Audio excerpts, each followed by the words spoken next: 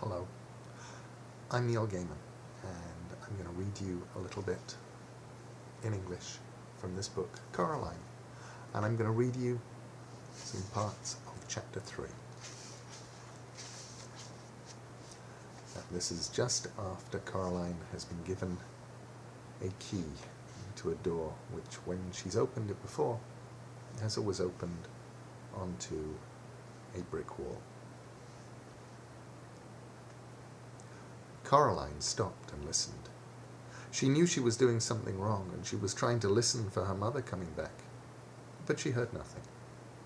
Then Coraline put her hand on the doorknob and turned it, and finally she opened the door. It opened onto a dark hallway. The bricks had gone as if they'd never been there. There was a cold, musty smell coming through the open doorway. It smelled like something very old and very slow. Coraline went through the door. She wondered what the empty flat would be like, if that was where the corridor led. Coraline walked down the corridor uneasily. There was something very familiar about it. The carpet beneath her feet was the same carpet they had in her flat. The wallpaper was the same wallpaper they had. The picture hanging in the hall was the same that they had hanging in their hallway at home. She knew where she was. She was in her own home. She hadn't left. She shook her head, confused. She stared at the picture hanging on the wall. No, it wasn't exactly the same. The picture they had in their own hallway showed a boy in old-fashioned clothes staring at some bubbles, but now the expression on his face was different. He was looking at the bubbles as if he was planning to do something very nasty indeed to them. And there was something peculiar about his eyes.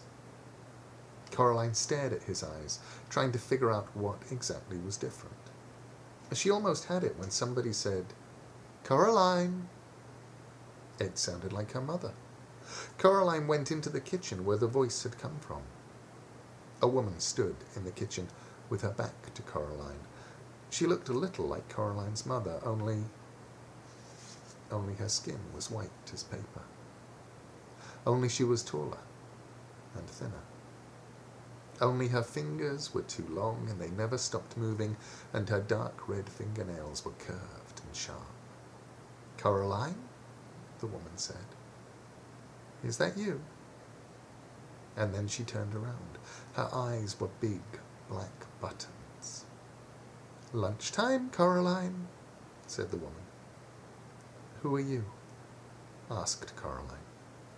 "I'm your other mother," said the woman.